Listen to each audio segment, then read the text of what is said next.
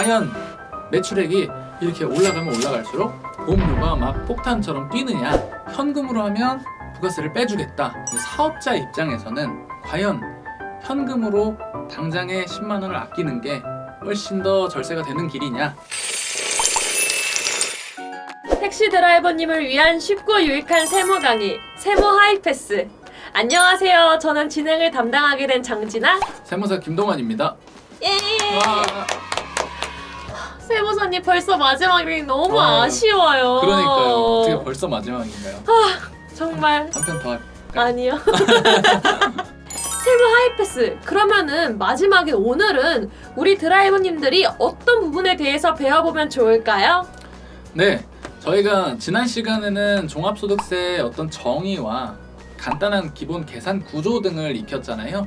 그러면 이번 시간에는 그 종합소득세를 어떻게 절세를 할 건지, 그리고 거기에서 파생되는 건강보험료, 이제 매출액이 올라가면서 건강보험료가 크게 늘어날 수 있다라는 두려움도 많이 가지고 계시더라고요. 그래서 실제로 매출액에 따라서 보험료가 얼마나 오르게 되나 이런 부분들도 한번 짚어보도록 하겠습니다. 그래서 일단은 종합소득세를 절세를 하려면 사실 이제 비용 지출도 많이 돼야 되는 게 일단 첫 번째고요. 그 비용 지출은 아까 말씀드린 대로 적격 증빙을 통해서 지출을 하셔야만 일단 순이익 자체를 줄이실 수가 있겠죠.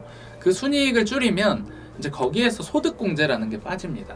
근데 이제 소득공제라는 게 일단은 대표적으로 부양가족이 있습니다.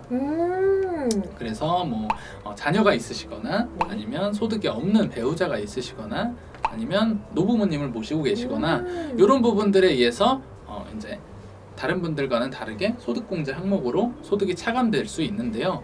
그런 부분들이 일단 첫 번째가 있고요. 그 다음에 있는 것이 바로 대표적인 항목이 노란우산 공제입니다.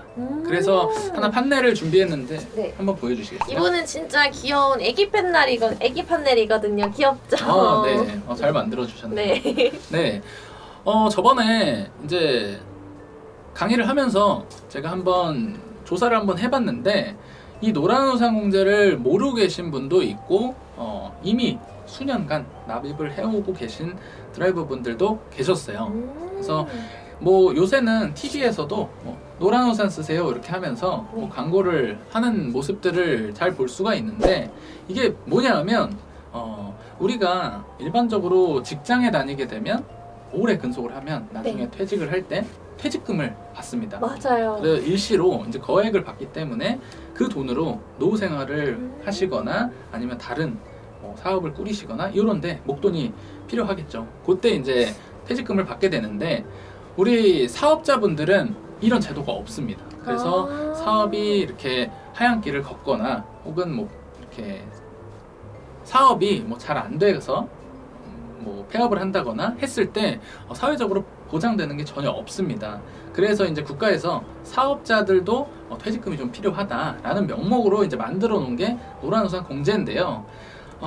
일단은 드라이버분들께서 개인 사업자, 법인 사업자 모두 가입을 할 수 있지만 드라이버분들은 이제 개인에 해당하시니까 요 가입하실 수 있는 기준에 해당이 되시고, 그리고 최대 1년 동안 넣으실 수 있는 금액이 500만 원입니다. 근데 사실 더 넣으셔도 되지만 세법에서 혜택을 주는 한도는 500만 원입니다. 연간. 그래서 이제 요 소득공제라는 거는 아까 그 매출에서 비용을 빼면 순이익이 나오잖아요. 순이익에서 500만 원을 더 차감해 준다는 얘기입니다. 그래서 그러면 500만 원 곱하기 나의 세율만큼 세금이 줄어들겠죠. 500만 원이 더 순이익에서 차감이 되니까요. 그렇게 쉽게 생각해 주시면 되는데, 그래서 500만 원을 22년도에 불입을 하셨다라고 하면 이제 500만 원만큼 절세가 됩니다. 그 금액이 바로 연간 최소 33만 원부터 82만 5천 원까지 그렇게 적용이 되시는 거예요. 네. 그러면 사실 요 500만 원을 불입했을 때 어떤 효과가 일어나냐? 나의 퇴직금이 500만 원 쌓이는 효과가 됩니다. 와. 그러니까 사실 네. 연간 500만 원을 저금을 했는데 네. 이자를 최소 33만 원에서 80만 5천 원까지 주는 효과랑 동일한 거죠. 이자 너무 많은 거 아니에요? 진짜 많네요. 그럼요. 이율이 지금 뭐 몇 퍼센트입니까 이게? 어. 네. 굉장히 많은 거죠. 이거를 사실 안 하실 이유가 절대 없습니다. 그럼 이제 한 가지 질문이 있으실 거예요. 이렇게 노란우산공제를 매년 뭐 500만 원씩 불입을 했다. 그럼 내가 이걸 언제 찾아오는 거냐? 개인 근로소득자분들이 회사에서 퇴직할 때 퇴직금을 받듯이 우리도 개인 사업자를 폐업을 할 때 이제 노란우산공제에 불입했던 돈을 퇴직금 명목으로 받을 수가 있는 거예요. 아, 폐업할 때요? 맞습니다. 네. 그래서 여기에 불입했던 돈과 원금과 이자까지 포함해서 또 이렇게 받아가실 수가 있습니다. 네. 그러니까 사실 이 부분은 손해 보실 게 전혀 없습니다. 이거는 무조건 하셔야 되는 거고, 저번에도 보니까 거의 절반 정도는 노란우산공제에 가입을 하셔서 월에 한 40만 원 정도씩 자동이체를 해두시는 분들도 계셨어요. 네, 그렇게 되면 뭐 연간 500만 원 정도 채울 수 있으니까요. 그리고 좀 특징적인 거는 이제 연말에 일시로 또 불입을 하실 수도 있습니다. 나는 월마다 내는 게 귀찮아 라고 하시면 그냥 일시에 500만 원을 이체를 하셔도 요 동일한 혜택을 보실 수가 있어요. 인터넷에 검색을 하셔도 쉽게 찾아보실 수가 있는데 일반적인 어떤 금융기관, 뭐 은행 이런 데서도 다 다루고 있는 상품이기 때문에 은행 가실 일이 있으면 그때 이제 가입을 하시는 것도 괜찮습니다. 네, 그렇게 해서 노란우산공제가 사실 가장 큰 소득공제 혜택 중에 하나입니다. 네, 그 부분을 좀 챙겨주시면 좋을 것 같아요. 진짜 우리 드라이버님들이 이 노란 우산 절대 잊지 않고 꼭 신청하셨으면 좋겠어요. 네. 네. 네. 다음은 또 어떤 거에 대해서 알아볼까요? 네. 이제 소득공제 대표적인 항목에 대해서 알아봤으니까 이번에는 이렇게 종합소득세를 신고를 했을 때 과연 내 건강보험료는 어떻게 달라지는지 그 부분을 또 한번 보도록 하겠습니다. 네. 빠밤. 아까보다는 더 큰 판넬이 나왔죠? 네. 이번에는 저 좌측 하단에 요 팀원이 매출이라고 써진 부분과 그리고 요 월 건강보험료 부담액이 어떻게 달라지는지 한번 그 구조를 설명드려 볼게요. 저번에도 이제 강의를 진행했을 때 가장 또 많이 주셨던 질문 중에 하나가 이렇게 매출을 많이 하면 할수록 세금도 많이 나오지만 건강보험료도 굉장히 많이 오른다 라고 알고 계신데, 이제 건강보험료에는 두 가지가 있습니다. 직장가입자가 있고 지역가입자가 있습니다. 직장가입자는 회사를 다니시는 분들 월급에 따라서 일정 요율대로 떼기 때문에 직장가입자는 그렇게 건강보험료를 부담하게 되시고요. 우리 드라이버분들 같은 경우에는 지역가입자로 분류가 됩니다. 지역가입자의 건강보험료를 산정함에 있어서는 소득과 그리고 차량 그리고 재산이면 부동산을 생각하시면 되는데요. 그 세 가지가 이제 종합적으로 이루어져서 이제 월 건강보험료가 산정이 되게 되는데요.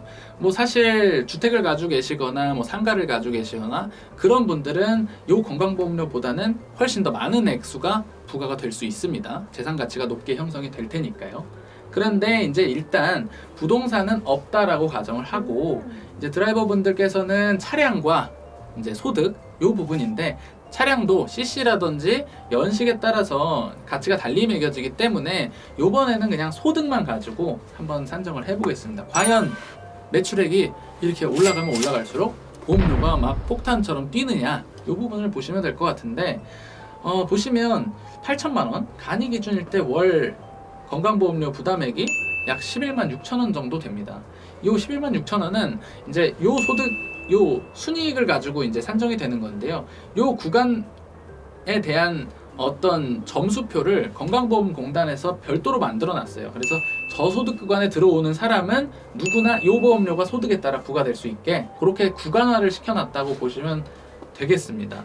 그래서 만약에 매출액이 200만 원 혹은 400만 원 늘어났다, 그러면 이제 구간이 달라지는 거죠.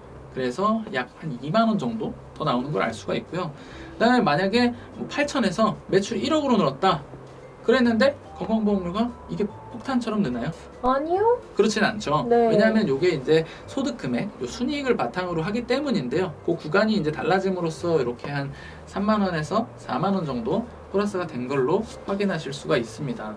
그래서 이제 막연히 매출액을 굉장히 이렇게 올리고 9천이 되고 1억이 되면 세금도 늘지만 건보료도 폭탄일 거다라는 말은 사실상 이제 조금 맞지 않다라는 부분을 이 표를 통해서 이제 설명을 드리고자 함입니다. 지금까지 소득공제와 건강보험에 대해 알아보았는데요. 저희 마지막으로 질문 타임 한번 시간 가져보겠습니다. 진짜 특히 이 질문은 우리 드라이버님들께서 정말 많이 문의를 주셨던 질문이에요. 네, 과연 어떤 질문이냐면 바로 정비소에서 현금을 내면 100만 원, 카드를 내면 110만 원을 요구합니다.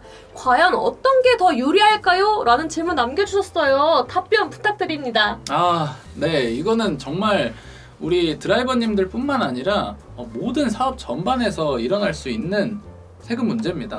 세금 문제고 굉장히 많이 받는 질문 중에 하나입니다. 네. 이게 어떤 내용일까요? 보면 우리가 어떤 물건을 사더라도 현금으로 하면 부가세를 빼주겠다. 이런 경우들을 일상에서도 굉장히 많이 볼 수가 있죠. 진짜 많이 겪었거든요. 그렇죠, 그렇죠. 근데 사업자 입장에서는 과연 현금으로 당장에 10만 원을 아끼는 게 훨씬 더 절세가 되는 길이냐? 라는 부분이 이제 질문 주신 분의 어떤 의도인 것 같아요. 그래서 그 부분을 한번 부가가치세와 종합소득세 이 두 가지 측면에서 한번 살펴보겠습니다. 저희가 100만 원을 현금으로 지출할 거냐? 카드로 하면 110만 원을 지출할 거냐? 당장에 10만 원을 손해를 보는 것 같은 효과가 듭니다. 그렇죠? 네. 그런데 사업자분이 이런 거래를 해서 카드로 해서 110만 원을 지출을 하셨을 때 그게 정말 손해일까요? 부가가치세부터 보시면 일단은 110만 원이라는 거는 100만 원과 부가세 10만 원으로 돼 있죠. 근데 아까 부가가치세 계산 구조를 보시면 그 10만 원은 매입세 공제라는 항목을 통해서 전액 돌려받으실 수가 있습니다. 물론 일반 과세자인 경우에 하나입니다. 그래서 110만 원 중에 10만 원은 부가가치세 신고를 하면서 전액을 돌려받기 때문에 일단 부가세 측면에서만 보면 현금을 100만 원 쓴 것과 카드로 110만 원 쓴 것 동일해집니다. 그렇죠? 네. 지금 10만 원을 아낄 거냐, 부가세 신고 때 10만 원을 돌려받을 거냐에 대한 차이밖에 없어요. 네. 근데 사람이 본능적으로 네. 당장의 현금이 훨씬 더 가치가 크기 때문에 맞아요. 그런 선택을 합니다. 그런데 종합소득세까지 생각하시면 카드로 하시는 게 맞습니다. 그 이유를 설명드리면 우리가 110만 원 중에 10만 원은 돌려받았죠. 100만 원은 비용 처리가 됩니다. 그럼 비용 처리가 된다는 거는 아까 그 종합소득세 계산 구조에서 순이익을 100만 원만큼 줄인다는 얘기가 되거든요. 그럼 순이익을 100만 원만큼 줄였으면 순이익 곱하기 세율이었잖아요. 네. 그 100만 원 곱하기 세율만큼 종합소득세가 세이브가 되는 겁니다. 그렇기 때문에 사업자분 입장에서는 당연히 카드 현금 영수증 세금계산서 처음에 말씀드린 적격증빙입니다. 그거대로 이제 그거 적격증빙을 챙기셔야지만 이제 절세 효과를 완전하게 챙기실 수 있다. 그래서 이제 사업을 하시는 분들은 이제 현금 거래를 하지 마시고 웬만하면 적격증빙을 갖추는 이제 부가세를 내는 그런 거래를 하심을 추천을 드립니다. 진짜 좋은 꿀팁 너무 감사합니다. 네, 오늘 고생 많으셨습니다. 세무사님도 고생 많으셨습니다. 네. 이렇게 세무 하이패스가 막을 내리게 되었습니다. 부디 드라이버님들에게 많은 도움이 되었길 바라며 마지막으로 저희 구호 외치고 마무리하겠습니다. 택시 드라이버님들에게 도움이 되는 그날까지 세무 하이패스! 안녕! 지금까지 시청해주셔서 감사합니다. 감사합니다.